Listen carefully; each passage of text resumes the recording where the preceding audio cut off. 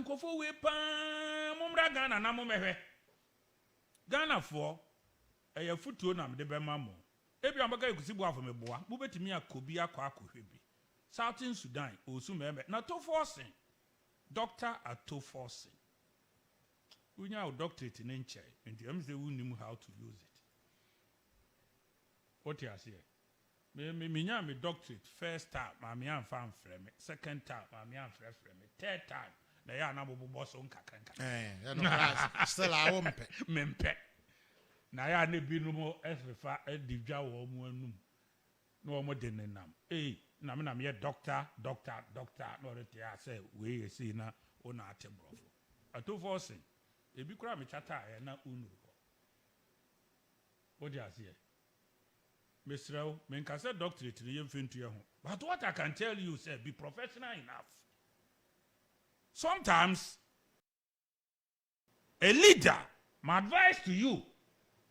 it is dangerous to say foolish things than to do them. Dangerous to say foolish things than to do them. Dear who we ask no. Mikotu Cardinal the rest of Roman Catholic Church. Was at the bonnie wo wi ase pa ne se odo ano be ken kwase asem ese ne se wo be ye wo yire kura be twempran fasie no ko kan se kwa matubi ne ho fe ne to wo be hwi usum wo de yesie sotoro ro tu betwa wo che wa sotoro no munya hye kwakwa de na aye sa na wo de afa wo kon ho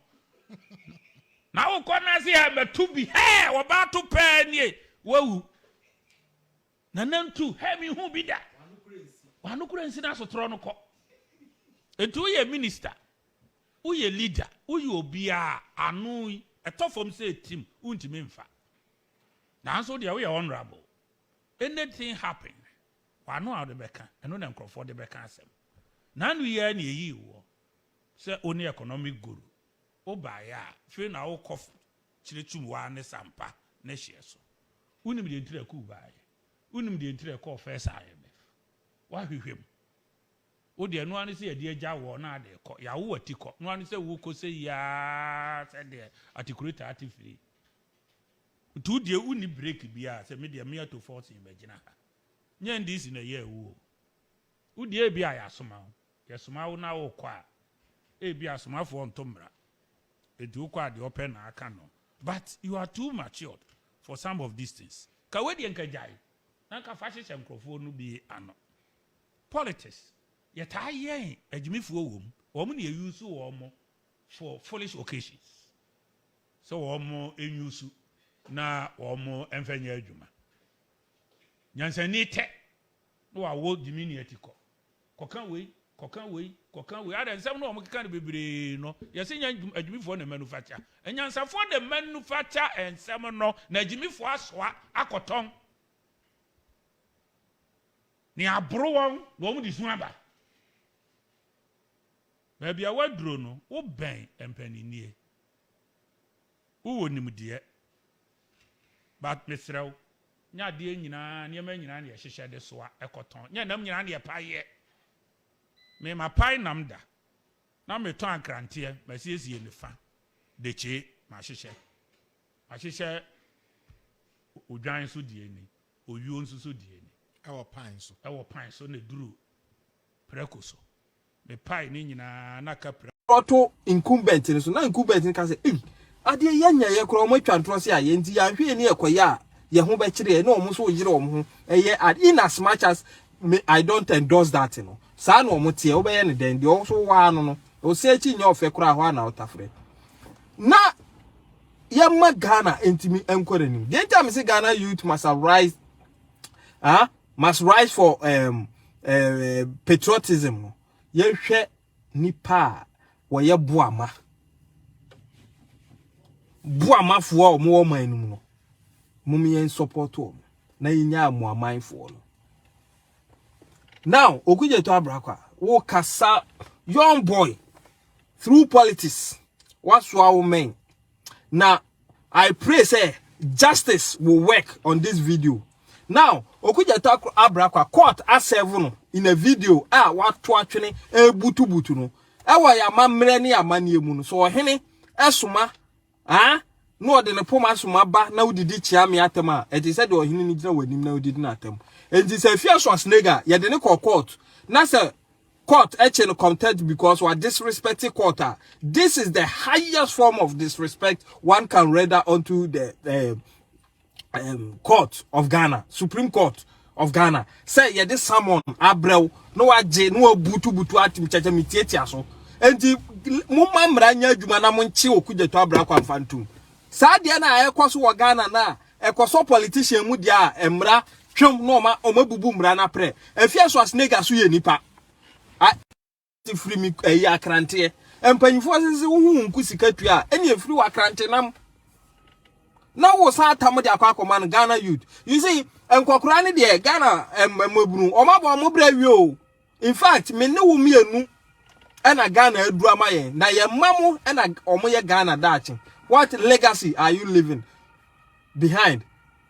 dia na wo di ja wo ba se Ghana ni de wo so wo de boa ama Ghana ni. Now, yaba MPP yaba. Wa ujitum sense ya papa yi and ba ye wode atodwa ubanko school free. Yes asia amanfo e kaseti enye ye na ye kan ade bia broni free bibi two-thing problem. Wo sekura no se bia akura sin fifia bo se janity paye. Ni ho peja na ye ne ya. Enti ye share free EISH asase no. It was just clear and reasonable say or how ni twitwi kakra bebam because ye nya bi da first of its kind and ye sha ase. Now former president so catch say one dey school dan we see a school Ghana krama Ghana ye nya ba bi kra antena and yet is how there was school dan na ye nya dan na broso ade a dan na free SHS buy no na nkra na run shift because omunya ba bi na nam am betena ho kan no Ghana for maburu no mamu ma nya this MPP kake o muma yenhwe omumienu yenfo mu nto asenua so wahu na yenwe omo ne yenhwe de ye magana enya wo te media minim NDC ni bi oba menya bi adinti no chinchina achi a NDC da bi ye mo brasa wo ye anti Ghana nyina abo na wo fa Ghana sika nyina wo de betena yen hwan na wo kodi sika no kra de a kire no wo de be what has ye mo brasa wo dwen wo ho na wo ho na wa dwen no what tiesi o man mu ni nyina se se minya sika Ghana sika nyina bedimi ho na wa anhwene se obesto stay ni Ghana wo sika no den nothing nothing endi omo baaye betwitwa ye ntro bebre papa yi baaye wode nhihye ya ba o enti sesi ano kofo time wode JHS junior high ediba free no 2016 2017 ye benya from 2000 no 2017 ye benya senior high so free and this anka MPP na to aso abepim ka sa brain ka do university so I tell you but said na me dey to Rwanda ho no omuhu say party ba ko ba omu ye ndi so omu be say man no ba ko ba omu be ye ni ye omu ye MPP enti Pokigami elidi ba iti sana na ado elidi abai no omu si dabi ye nyina yemfa adwene enkoto aba na ye nyai mining she sa political party we nsa no omu de omu di bi kura na omu di mane so oman ni nyina so na ya no mu de omu di be kwa akototo nan ama maba wa omu to so e wo Dubai sebi omu di be run draws enti no mamu ma emfa omu mabim and the country decided no mukoto aba papa a nyansa eni daache ne aniso hunu ewomu ema Kagame party and omu say ye the minor mamu consistency na obi every businessman obi abeka kire say obeso ye in life